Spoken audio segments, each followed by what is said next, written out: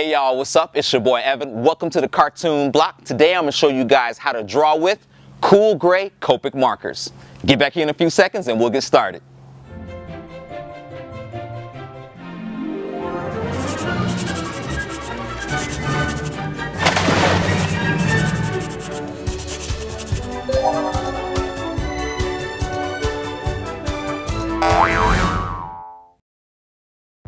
I'll be using the Copic sketch markers along with the Copic Multiliner pens.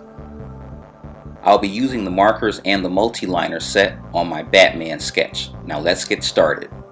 So first I want to use my kneaded eraser, and you kind of just twist it and mold it and fold it to clean it. And I lightly brush away all my construction lines underneath the sketch. So let's start with the Cool 0. And we're going to first put in the flesh tone for Batman on the bottom part of his face right here. And you can just cover up the entire part of your drawing.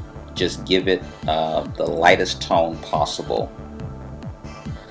Kind of going over his mouth, cheek area. Then we're going to move up to the C1. Here I'm going to just put in the areas that I want to put the shadow in later on. And so I want to go over it, the entire area right here, but I don't want to cover up the spots that I put the C0 area on completely. And just fill it in. Notice how I left some of the C0 area along the edge right here. Now moving on to the C2. This is the value that we want to put down some shading, and a good amount of shading on it. The first two were just used to give us some kind of base tone, but for here with the C2 we want to put in the shadow, the indentations in his skin, his lips, his cheeks.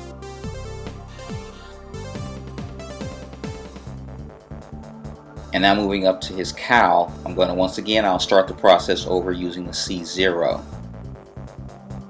Kind of just sketch in the area. Your overall goal with using the Copic markers, especially when it comes to values, is to build up. You want to go from lightest to darkest. You can't go from darkest to lightest. I mean, you could, but it'll give you some kind of blotchy effect. But going from lightest to darkest, it's what I like to do. And the C1, just as we did with coloring his skin area, we're going to be coloring his cowl the same way, going from lightest to darkest.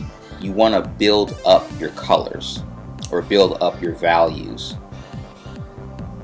because just in case if you have an area that's too dark, you really can't go back. So you want to gradually build it up.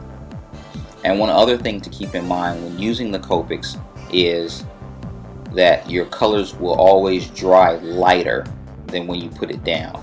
So when it's first wet, it'll be really dark, but then as it has time to, soak into the paper, then it will get lighter. It'll dry lighter. Always keep that in mind. So now I can just use the C2 marker and just gradually put in certain areas that I know for a fact that will be darker. But I don't want to go to the very edge where I put the C0 and the C1. I want to leave some kind of gradation effect when it's going out to that very pure white part. And coming down here with his nose area, and just keep building up the values over his face. Next, moving on with the C4, I am going to use this on the parts that I definitely know that will be darkest, or close to darkest, almost going black. I could possibly go all the way black in these areas, but I want to just show you how you can just gradually build up and use whichever markers you see fit to just get the darkest tones.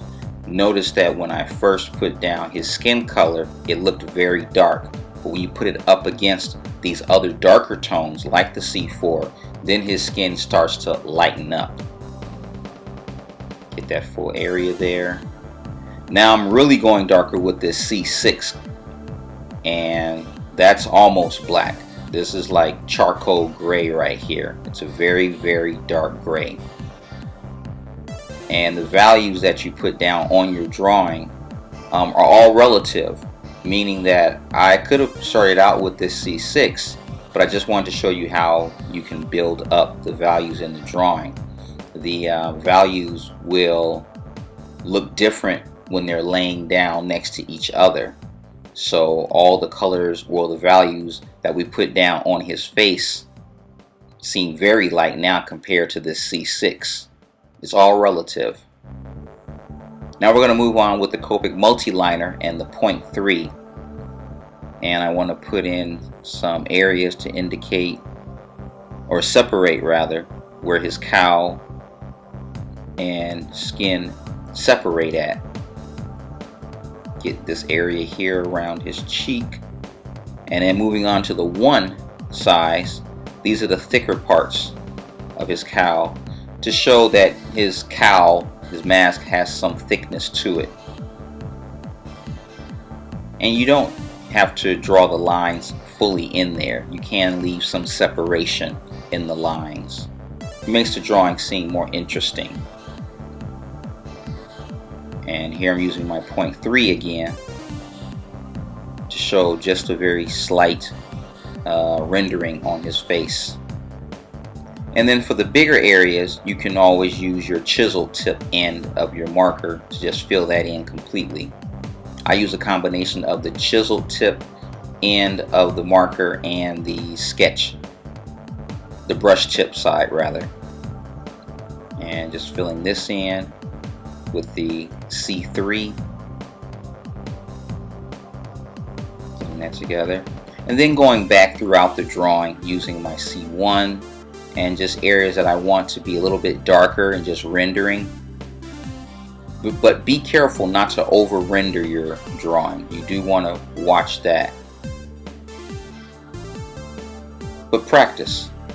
Practice on some scratch paper, practice on certain sample drawings until you get what you like. And once again, I'm leaving some certain areas blank. I'm not filling in the entire line using the multiliner pens. And just going back over areas that I want to be a little bit darker. Fleshing this out some more. And you can just play with it. I could go even darker with Batman's cowl here, but I want to keep it somewhat lighter than usual. And there you have it, The Dark Knight using Copic sketch markers. Thanks for watching.